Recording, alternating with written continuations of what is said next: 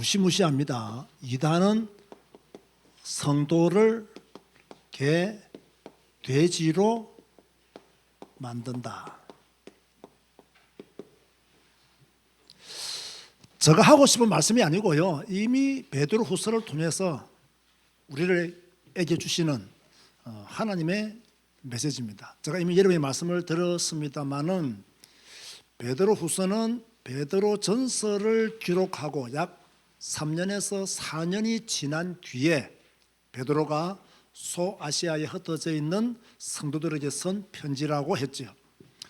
베드로전서는 주로 누구에게 쓴 편지입니까? 이 당시에 이 로마에 의해서 박해가 일어났단 말이에요. 이 박해 중에 있는 성도들을 격려하고 이 박해를 이겨라 라고 하는 것이 베드로전서의 내용이고요. 이 베드로후서는 교회 안에 문제가 있는 거예요. 무슨 문제가 있느냐? 그 이단의 문제가 교회를 어지럽게 하고 있었어요. 그래서 이 이단에 대해서 어떻게 대처할 것이냐라는 것을 다루고 있는 것이 베드로후서라고 말씀을 드렸죠. 그래서 우리 성도들은요, 이런 성경 공부를 통해서 무엇을 알아야 되느냐 하면, 성경의 핵심은 누구시다? 예수 그리스도시다. 이분이 우리의 구원자이시다. 여기에 딱 집중해야 되는 거예요. 이거 말고 자꾸 다른 것을 덧붙이면 그 사람은 이단이 될 가능성이 굉장히 많이 있는 거죠. 예수 그리스도에게서 벗어나서 사람을 의지한다? 100% 이단입니다. 우리의 관심과 초점은 어디에 맞추어져 있어야 되느냐? 예수 그리스도. 이분에게 우리의 관심과 초점이 맞추어져 있어야 되는 거죠.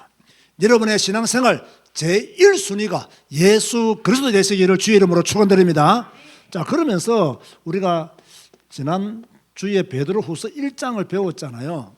이 1장을 통해서 우리에게 주시고자 하는 메시지가 무엇이었느냐? 성도들은 경건에 이르도록 노력해라.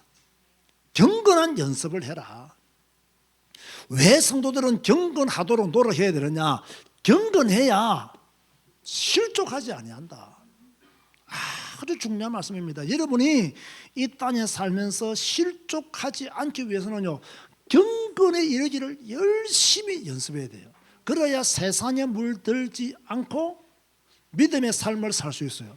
지금 세상은요, 여러분들을 경건하지 못하도록 모든 시스템을 다 만들어 놨어요.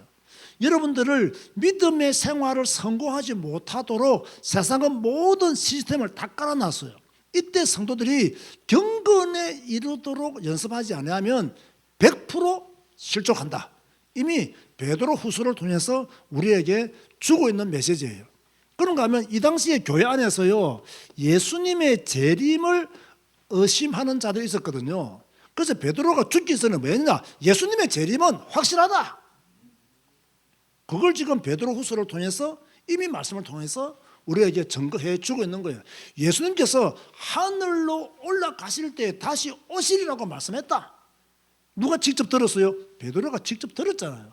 그것을 말하면서 예수님의 재림은 확실하다. 그런데 교회 안에 있는 이단들은 예수님의 재림은 불가능하다고, 어렵다고 말하고 있단 말이에요. 여기에 대해서 베드로는 죽기 전에 예수님의 재림 반드시 이루어진다. 여러분, 우리는 예수님의 재림을 믿습니까? 안 믿습니까? 왜 믿습니까? 성경이 그렇게 말씀하고 있는 거예요. 하나님의 말씀이 그렇게 말씀하고 있어요. 그래서 우리는 예수님의 재림을 100% 믿는 거죠. 그러면서 베드로후서 1장에서 뭐라 그러냐? 성경을 사사로이 풀지 마라. 그렇게 말씀하고 있어요. 자, 여러분 보세요. 이 성경 해석에 있어서요, 중요한 게 뭐냐면 이 전통적인 해석이 무엇인가를 딱 알아야 돼요. 만약 창세기 1장 1절을 해석한다면 태초에 하나님이 천지를 창조하셨다, 이런 말씀들이 있잖아요. 그러면 이런 말씀들을 전통적인 해석들, 진짜 이 성경 말씀을 원어 중심으로 정확하게 공부하고 연구한 자들은 이 창세기 1장 1절을 어떻게 해석하고 있느냐, 이거 보아야 됩니까? 보지 않아도 됩니까? 보아야 되죠. 이 전통적인 해석에서요 자꾸 벗어나가지고 뭐 자기가 뭐 특별한 것을 깨달았다 이렇게 말하는 사람들이 있어요. 그러면서 창세기 1장 1절 해석할 때 막 자기 해석을 많이 갖다 붙이는 사람들이 있어요. 굉장히 조심해야 됩니다. 뭐 특별한 메시지가 있다, 조심해야 됩니다. 뭐 성경에서 말하고 있지 않는 어떤 특별한 메시지로 우리를 은혜받게 한다, 굉장히 조심해야 됩니다. 성경 해석에 있어서는 이 전통적인 해석을요 우리는 눈여겨봐야 됩니다. 그래서 저는 설교를 하잖아요. 전통적인 성경 해석이 어떠한가를 반드시 봅니다. 그리고요 이 전통적인 해석자들 중에서도 자기가 전통이라고 말하지만 조금 위험하게 해석하는 자들도 있어요. 그러면 저도 공부를 통해서 위험한 해석이 무엇인가를 알고 경계하죠. 그리고 하나님의 성령이 지금 내게 역사하시잖아요. 하나님이 제가 성경 읽고 성경 공부할 때 하나님의 영으로 감동케 하시거든요. 그러면 그 말씀들을 또 전통적인 해석에서 벗어나는지 벗어나지 않는지를 확인하고 또다시 그 성경 말씀을 가지고 기도하다가 이 강단에서 선포하게 되는 거죠. 그런데 보통요 이단들을 보세요. 전통적인 해석에서 다 벗어납니다. 여기에 막 자기 해석, 특별한 것, 깨달은 것처럼 덧붙여서 설명하는 사람들이 굉장히 많이 있죠. 솔직히 저도요 옛날에 이런 실수들을 조금 한 것 같아요. 그래서 회개하는 마음으로 제가 요즘은 굉장히 성경 자체를 많이 점거하고 설교하려고 애를 많이 쓰고 있습니다. 저는요 옛날에 제가 설교했던 영상들이 많이 올라가 있거든요. 솔직히 확 지우고 싶어요. 다 버리고 싶어요. 다 버리고 이제는 성경 중심의 설교만 남기고 싶은. 그런데 그게 뭐 막 지울 수 있는 게 아니잖아요. 그래서 안타까움을 가지고 있죠. 왜냐하면 제가 올렸으면 막 지워도 돼요. 그런데 제가 다른 교회에서 설교했던 내용들이 많이 있거든요. 그 교회에서 다 올린 거란 말이에요. 그러면 그 교회가 안 지우면 제가 지울 수 있는 방법이 없어요.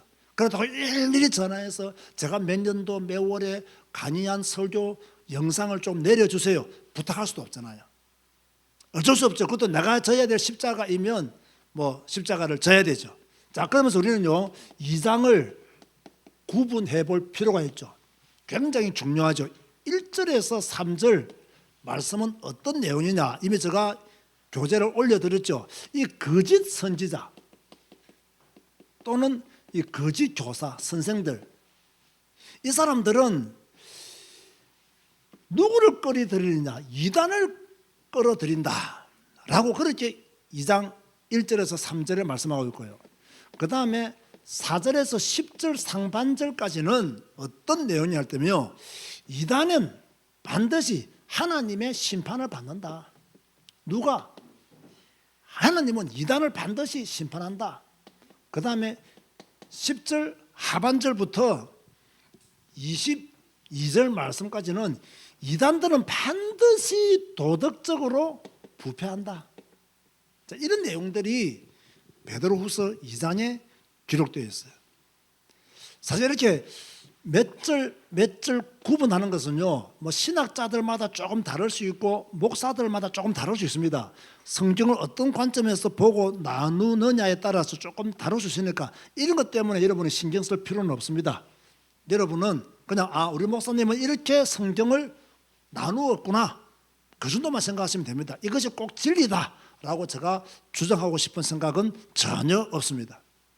자, 그러면 우리가 이 구분한 것을 가지고 우리가 내용을 한번 잘 고찰해 보면요, 자, 2장을 공부하기 전에 꼭 여러분에게 먼저 말씀드리고 싶은 것은 뭐냐면, 하나님은 여러분들이 구원받기를 바랍니다. 자, 그런데 이 공중 권세 잡은 이 사탄은 지금 어떻게 역사하고 있느냐, 모든 방법을 다 동원해서요 하나님의 택한 백성들을 공격합니다. 그런데 공격의 방법은 두 가지입니다. 하나는 핍박입니다. 이것은 국가 권력을 통해서 핍박할 수도 있고요. 가정에서는요, 어떤 가장이 굉장히 힘이 있잖아요. 그렇죠? 그래서 핍박할 수도 있고요. 핍박을 통해서 하나님을 믿지 못하도록, 핍박을 통해서 믿음의 생활을 하지 못하도록 사단은 지금도 배후에서 역사하고 있는 것은 사실입니다. 그런가 하면 핍박을 이긴단 말이에요. 핍박하면 안 믿어야 되는데 핍박해도 믿어요. 그런데 진짜 하나님이 택한 사람은요, 이기겠어요? 못 이기겠어요? 이기는 거예요. 진짜 언약의 사람은요, 핍박을 이기는 거예요. 이기니까 두 번째 사단이 쓰는 전략이 뭐냐면요, 교회 안에 이단을 만들어 버리는 거예요.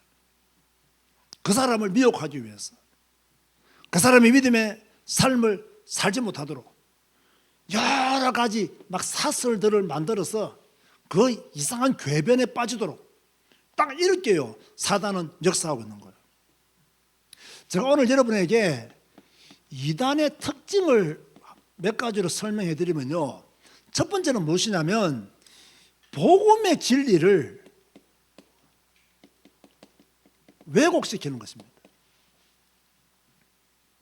그런데 보세요, 복음의 진리를 왜곡시키는데 예수님의 재림은 이루어지지 않는다, 이런 이단은요 아주 수준 낮은 이단들이에요. 왜? 성경에 명백하게 예수님의 재림에 대해서 말씀하고 있잖아요. 그런데 이 시대의 이단들은요, 저는 무식한 내용으로 성도들을 미혹시키지 않습니다. 어떻게 미혹시키겠습니까? 복음을 굉장히 강조해요. 복음을 말해요. 그런데 이 복음을 잘못 가르칩니다. 복음을 왜곡시키는 거죠. 또요, 이 복음을 너무 강조해가지고 뭐라 하냐, 우리만 복음이 있다, 이런 것도 강조하는 사람들이 있어요. 다른 사람은 복음 없어요. 그러니까 자기 교단만, 자기 단체만 복음이 있어, 다른 교회는 복음이 없어. 이렇게 가르치는 것도 복음의 진리를 왜곡시키는 것이다. 복음을 말하면서 제가 앞에서 말한 것처럼 자꾸 다른 거 말해요. 복음이라 하면서 다른 거 이야기하고, 그리스도 이야기하면서 다른 거 이야기하고. 여러분, 그리스도면 그리스도로 끝나야 됩니다. 복음이면 복음으로 끝나야 돼요. 그런데 복음 말하면서 다른 거 말하고, 그리스도 말하면서 다른 거 말하고, 이런 것들도 전부 다 복음의 진리를 왜곡시키는 거죠. 그러면 두 번째로요, 사설들이 많아요. 이상한 궤변들이 많아요. 성경에도 없는 이야기를 자꾸 합니다. 성경에도 없는 이야기를 자꾸 강조하죠. 성경에도 없는 단어들을 만들어내기도 합니다. 그죠? 말은 번지를 합니다. 복음이면 된다, 복음은 문제없다, 복음이면 괜찮다, 다 맞는 말처럼 들려요. 그런데 잘 들으세요. 복음이면 된다, 복음이면 괜찮다, 복음이면 문제없다 하는데 들으면 더 들을수록 그 사람들을 자꾸 도덕적으로 타락하게 만들어요. 자, 복음이면 괜찮다는데 도덕적으로 타락하게 만들어요. 복음은 문제없다 말하는데 도덕적으로 타락하게 만들어요. 복음이면 오케이다 말하는데 자꾸 세상의 더러움으로 빠지도록 만들어 말아요. 굉장히 위험한 거예요, 이거요. 아니, 우리를 죄악에서 주님은 구원했잖아요. 그런데 복음이면 괜찮다 하면서 죄악에 머물도록 한다면 이것은 100% 이단이다. 그렇게 밖에는요 설명할 수 있는 길이 없어요. 복음이면 괜찮다는데 거룩이 없어요. 복음이면 괜찮다는데 성화가 없어요. 복음입니까 그게? 복음이 아니지. 그래서 이단이 되는 거예요. 그런데 놀라운 것은 세 번째가 뭐냐, 이단은 어디에 있다? 항상 교회 안에 있어요. 항상 교회 안에 있어요. 구약 시대에도 이단이 있었고요, 신약 시대 때도 이단이 있을 거예요. 교회사가 시작된 이래로 지금까지 단 한 번도 교회사에 이단이 없었던 적이 없습니다. 항상 이단은 어디에 머물러 있었느냐? 교회 안에 머물러 있었다. 자꾸 성경과 거리가 먼 이야기, 성경과 거리가 먼 가르침, 막 자기들만 특별한 것을 깨달았다고 가르치는 목사들, 성경과 관계가 없는 잘못된 신학들, 세상 학문의 기초를 둔 이론들, 전부 다 어디 안에 머물고 있느냐? 교회 안에 머물고 있다.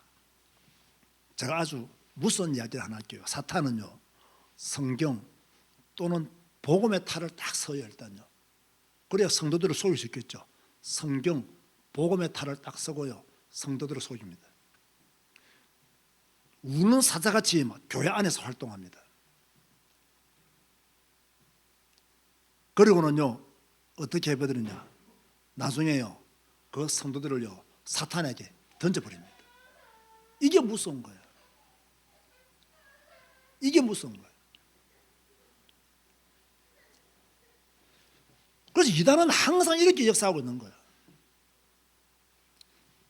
자, 그러면서 두 번째로요, 이단의 특징이 이런 특징이 있다는 것이고, 내용은 하나님은 모든 사람을 구원하기를 원하지만 사탄은 뭡니까? 핍박과 이단의 사슬을 통해서 성도들을 미혹시키고 넘어뜨린다.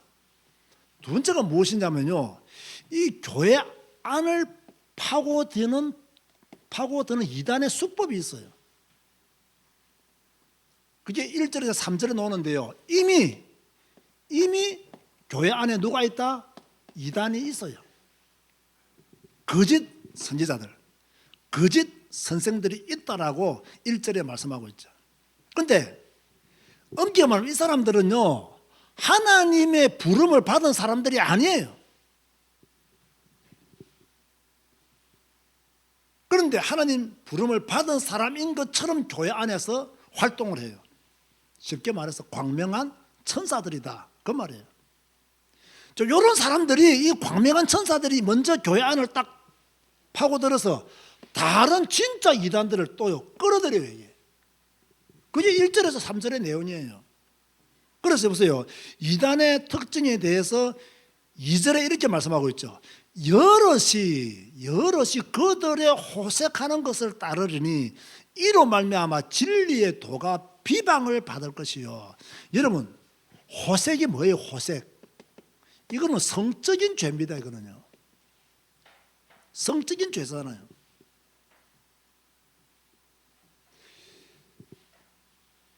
교회가 단호히 배격해야 될 성적인 죄가 이단을 통해서 교회 안에 들어와요. 그래서 진리의 도가, 복음이 비방을 받도록 누가 그렇게 하고 있느냐? 이단들이 그렇게 하고 있다. 또 이단들이 무슨 짓을 하느냐? 3절 말씀 보세요. 저는 이 말씀이 탁 제게 약간 울림이 있었어요. 그들이 탐심으로서 지어낸 말을 가지고 너희로 이득을 삼으니 그들의 심판은 옛적부터 지체하지 아니하며 그들의 멸망은 잠들지 아니하느니라. 여기에서 지어낸 말은 뭐냐면요, 자기들의 목적을 이루기 위해서 만들어낸 말, 이단들이 가지고 있는 목적을 이루기 위해서 거짓말로 진리인 것처럼 만들어낸 말, 이런 말들을 통해서 너희로 이득을 삼으니라고 했어요. 여기서 너희로 이득을 삼는다는 말은요, 교인들을 장사의 대상으로 그들은 생각한다는 이야기예요. 자, 보세요. 쉽게 설명하면 이단은 자신들의 탐심을 채우기 위해서 말을 만들어내요. 새로운 단어, 새로운 사설들을 만들어내죠. 그 새로운 말들을 통해서 교인들의 돈을 뜯어낸다는 거예요. 미혹시켜서. 그리고 나중에는 그 영혼을 누구에게 던져버린다? 사탄에게 던져버린다. 이 말씀을 다 읽는 순간요, 굉장히요, 야, 이단은 무서운 것이구나. 그런데 하나님은 이런 이단을 그냥 두지 않고 반드시 심판하신다라고 말씀하고 있어요. 그게 4절에서 10절 상반절 말씀이에요. 자, 이미 하나님은 하늘에서 타락한 천사를 심판했습니까? 안 했습니까? 했습니다. 이미 하나님은 네피림 시대 때 노아 외에 다른 사람들 심판했습니까? 안 했습니까? 심판했습니다. 이미 하나님은 창세기에 소돔과 고모라 심판했습니까? 안 했습니까? 심판했습니다. 그 이야기들을 지금 베드로가 기록하면서 하나님은 이단을 심판한다. 반드시 심판한다. 10절 상반절 말씀 보면요, 특별히 육체를 따라 더러운 정욕 가운데서 행하며 주관하는 일을 멸시하는 자들은 형벌할 줄 아시느니라.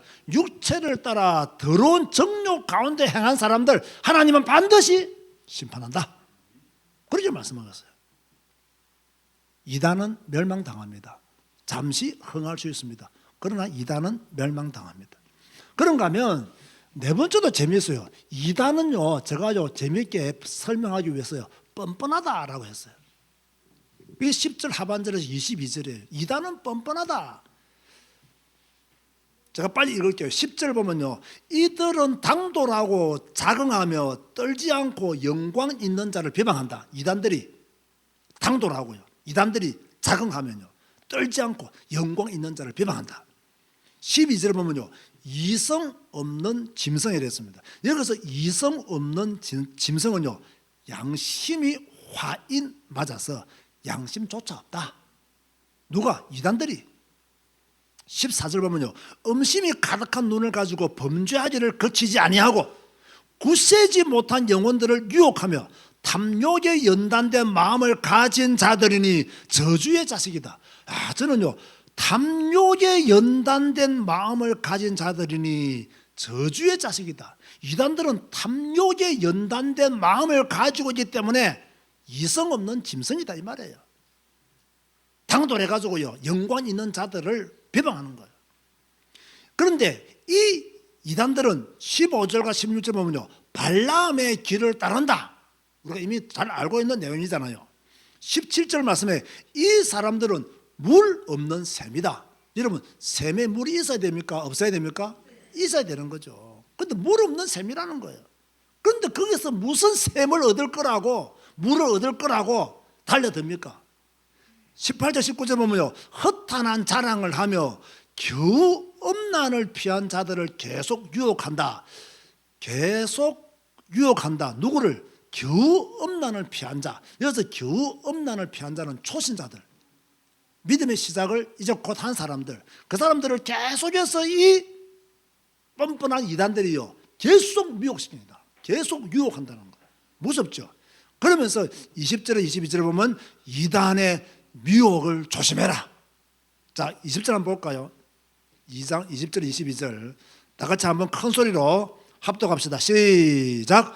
만일 그들이 우리 주 대신 구주 예수 그리스도를 알므로 세상의 더러움을 피한 후에 다시 그 중에 얽매이고 지면 그 나중 형편이 처음보다 더 심하리니 의의 도를 안 후에 받은 거룩한 명령을 저버리는 것보다 알지 못하는 것이 도리어 그들에게 나으니라.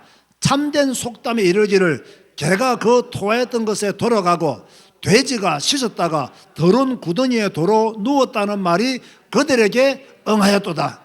자, 무슨 말입니까? 여러분 이해됩니까? 개, 돼지가 되지 마라 이 말입니다. 겨우 이제 엄난을 피해서 왔는데 엄난에 빠지고 이 이단의 사슬에 넘어가서 너희들의 영혼이 도둑 맞으면 개나 돼지와 똑같다. 지금 베드로가 이렇게 말씀하고 있는 거예요. 무서운 말씀이죠. 자, 우리에게 주시는 메시지가 있습니다. 결론이죠. 어떤 메시지를 주고 있느냐. 다시 한 번 더 정리합니다. 이단의 특징은 뭐냐. 첫 번째로 호색한다. 성적인 타락은 이단은 반드시 가지고 있습니다. 여러분 한국 이단들 보세요. 다 성적으로 타락했어요. 그리고 탐심으로 뭐한다? 말을 지어낸다. 이게 이단의 특징이에요. 여러분 성경이 놀랍지 않습니까? 저는 이번에 이 말씀을 읽으면서요, 아니 내가 작년에도 베드로후서 2장을 읽었을 것인데 왜 그때는 제대로 못 봤나. 사실 그때도 조금은 찔림이 있었어요.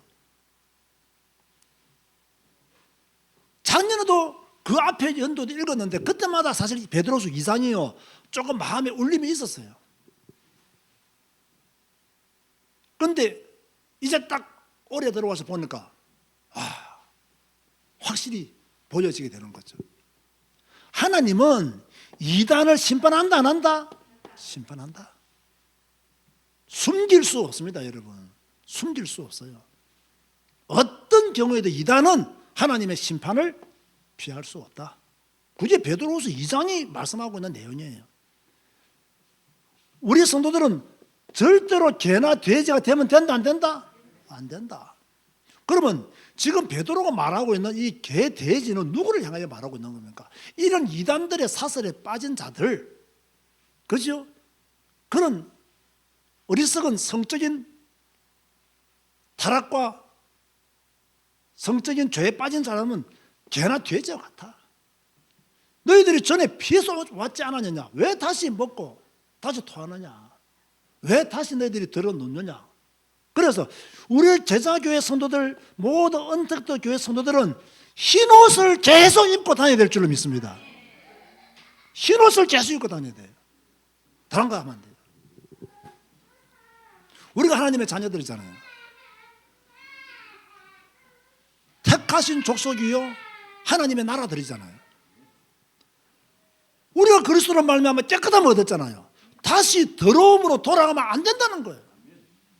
죄의 유혹, 이단의 사슬들을 이기고 거기에 속지 마시고 예수 그리스도의 피로 옷 입고 믿음의 삶을 승리하며 사시기를 주님의 이름으로 고면드립니다. 주님, 오늘도 하나님의 말씀을 읽고 배웠습니다. 베드로가 우리에게 주시는 메시지를 마음에 새기기를 원합니다. 이단은 호색하며 탐심으로 말을 지어낸 데 있습니다. 이런 이단의 특징들이 우리에게서 완전히 사라지게 하여 주옵소서. 하나님은 이단들을 심판하신 데 있습니다. 어떤 경우에도 이단은 하나님의 심판을 피할 수 없음을 압니다. 주여, 우리는 이단에 빠지지 아니하고 이단에서 빠져나와서 믿음의 정통의 길을 걸어가기를 주여 소원합니다. 주의 성령께서 역사하여 주셔서 너무나 감사합니다. 이 믿음의 길을 잘 가는 저희들 되게 하여 주옵소서. 개, 돼지가 되지 말았습니다. 이단은 성도들을 개, 돼지로 만든다 했습니다. 이런 이단의 사슬에 빠지지 아니하고 우리가 성경 한 권 붙들고 이 말씀 한 권 붙들고 성경이 원하는, 하나님이 원하시는 믿음의 삶을 살게 하여 주옵소서. 예수님의 이름으로 기도드리옵나이다. 아멘.